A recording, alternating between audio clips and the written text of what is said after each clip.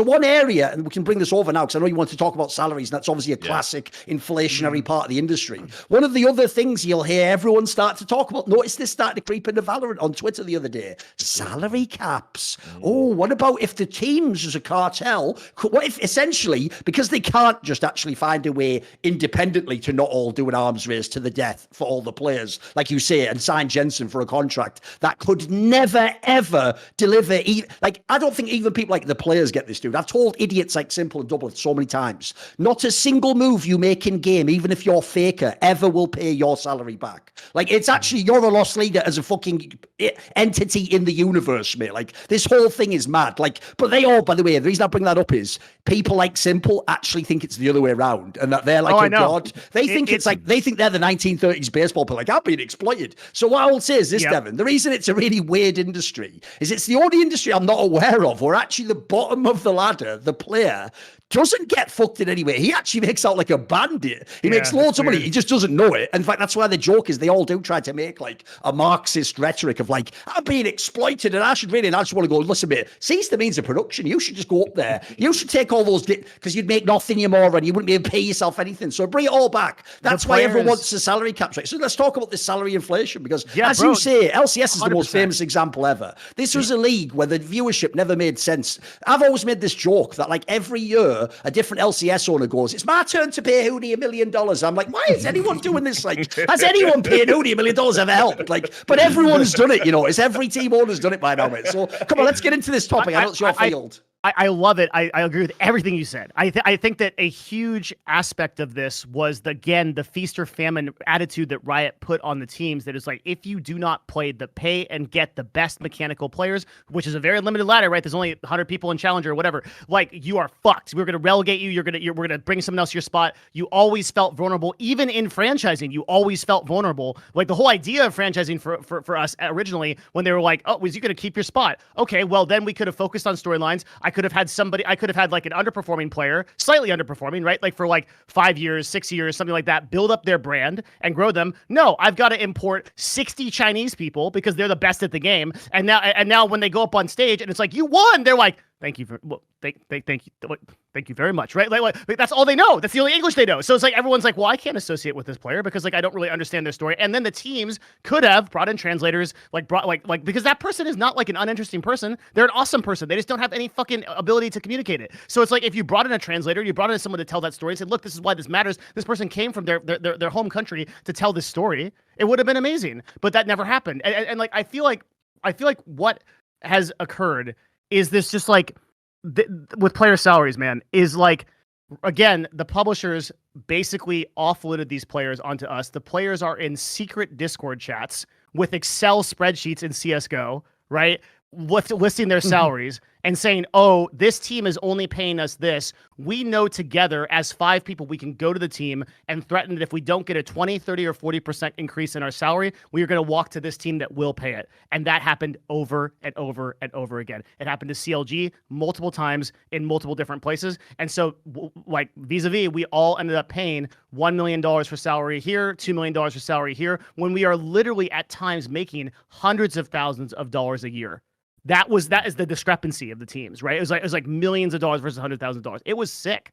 It still is. And it's like, I think, like, to just end this real quick, my hot take, you got to, and I know like people burn for this, you got to cut salaries across the board by like 80% and then simultaneously fire fucking, like, people are like, so what's the solution? Just fire everybody? Yeah, fire everybody. Literally, like get everybody, like look at 100 Thieves, look at Tech. That's what Tech is doing right now, right? Like Amazon laid off 12,000 people. That's what you've got to fucking do when the generals are there, when the Warhorn is, when shit gets real, right? That's where we're at.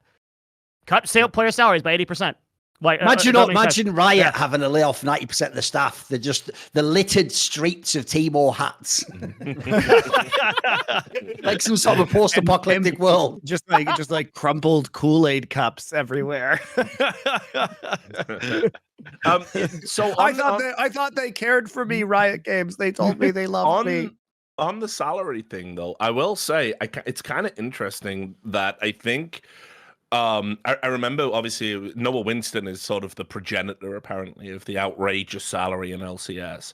That, he activated some VC money, perhaps at a time when other people hadn't, and everyone blames him. And apparently he was like, oh, you can just have a 6-figure salary, yeah, no problem, And when other people were like, wait, do you not even negotiate with your players, And a lot of people blame him. But I think those owners that do that are kind of telling on themselves a little bit, because they've always denied that they would have conversations with each other about player salaries and like what their upper limit was and where they would go to. And I know for a fact that absolutely happened. Like, so they were essentially putting a soft salary cap, which, as recent events in the Overwatch League have told us, might not be the best thing to do when you don't have a players' association. The government might frown upon that a little, the antitrust laws. But the reality is there was always this soft limit that you could earn in the early days of LCS and just in esports in general. No one was going to go beyond a certain point for a player. I feel that once the VC money came in, people couldn't contain themselves, and the team owners, again, and they just wanted to be like, hey, shit, I can just get an elite level career and I'll just pay them crazy amounts of money. Like, why not? And then I'll win, and then I'll be the most winningest team. Because too many owners were treating esports teams like it was like their little fucking, oh, well, I'll never get to own the Dallas Cowboys, but I do own TSM, so let's be the most winning. And it's like, it's a bit pathetic in retrospect, and it's cost people where we are now, that 80% of people that need to get fired, that are all locked into housing contracts in like, shithole apartments in LA, and they're in for a tough time. The reason they're gonna suffer now is because of their fucking exorbitance back then.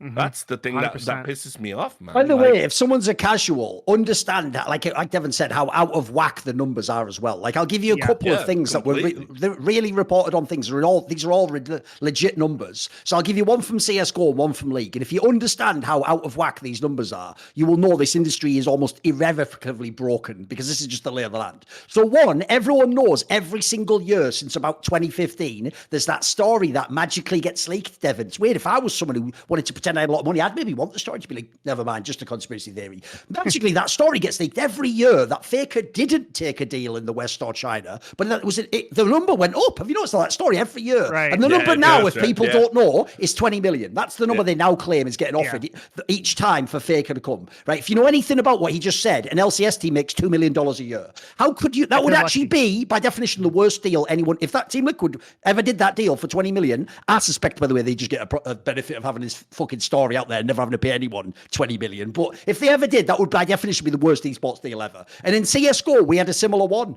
So this is going to sound really weird if you're a casual fan, because you're going to go, but he is a brilliant player. That was worth it. When G2 signed the young player Monte, who at the time was a 16-year-old Russian player who had never played a single tier 1 LAN ever, because the promise, which look, he has actually made good on, was he was going to be the next Simple, he was actually sold for $600,000 buyout. Now you have to understand, that's about the buyout Simple should have, or like Nikos, or like top 5 player. So already, if you're gambling on prospects with 600k, if you're going to pay 20 million for the best player ever, like none of these numbers make sense. Like that you can never financially justify those moves like that. These are just symptoms. By the way, notice that those two orgs I listed, G2 and Team Liquid, they're supposed to be the good ones. Guys, these are supposed to be the like vaguely responsible businesses. So like, what do you want if those are the leaders of the industry? You can see how we got into this position. And meanwhile, you've got Forbes and everybody parodying them. That's why I say it's a giant circle jerk. Dude. Team Liquid, $440 million valuation. TSM, $540 million valuation, right? It's easy to pay $20 million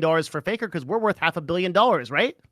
Yeah, I mean, remember FaZe? Remember FaZe? As soon the best as one is FaZe Clan. Oh yeah, I mean, me and you were like, so I do have to preface this with the fact that, unfortunately, what's going on with FaZe right now really sucks for our industry, because it's not, let me make this clear. Esports is like 10% of what FaZe does. Okay. Yeah. FaZe is an extremely badly structured influencer network where they have no exclusivity and people and no real ability to sell across all of their various talent. Right. It is a very badly And they're also paying Snoop Dogg millions. Yeah, it's a very which is the most boomer marketing of all time. But okay, right, okay, it is a very badly organized talent company that doesn't actually have the power to get their talent to do anything. So that is what FaZe is. And yes, they do have esports. They especially famously their Counter-Strike team, but that is not why their stock price has bottomed out. It has nothing to do with esports and everything to do with their shit company. They're a shit media company, essentially. They're a shit media company run by a midlife crisis former music executive who is so insecure about his own background, he retconned history to say he was a founder of FaZe Clan when he absolutely is not a founder of FaZe Clan. Shout out to my boy Lee Trink one time. He's a founder of FaZe Clan's horrible business model. He's a founder of like FaZe Clan LLC Incorporated, like in association with WWE. I do believe 100% that Lee Trink designed and is a founder of their garbage business model, but he was not a founder of the organization FaZe. You know what the crazy thing is, Monte? Is that they like contractually, if you've seen the FaZe Clan contracts, man, they can do. This is the only contract I have ever seen that asks for power of a fucking tourney. Okay, like it is insane shit. I have never read a contract. That feels so dark though, bro. Because that feels like there's a Black Mirror episode where some FaZe players no, don't turn off the machine. They're like, we're just gonna have to shut this down. They have headlines in their. I don't know how much I guess. They have headlines in their contract that are like easy, like, oh, I love my team and I would never talk bad about them. Then a vicious non-disparagement clause is like, for every time you do, it's like a cent on every word. Dude, I am telling you, I work in an industry of predatory contracts. I have never seen one more predatory than FaZe Clan. It is not even close. Enforceable though. So, not only, but that's the thing is that they have contracts like this that demand that exclusivity, but they're so bad at running their fucking business that they can't even activate on them. By the way, sorry, go on. That's it.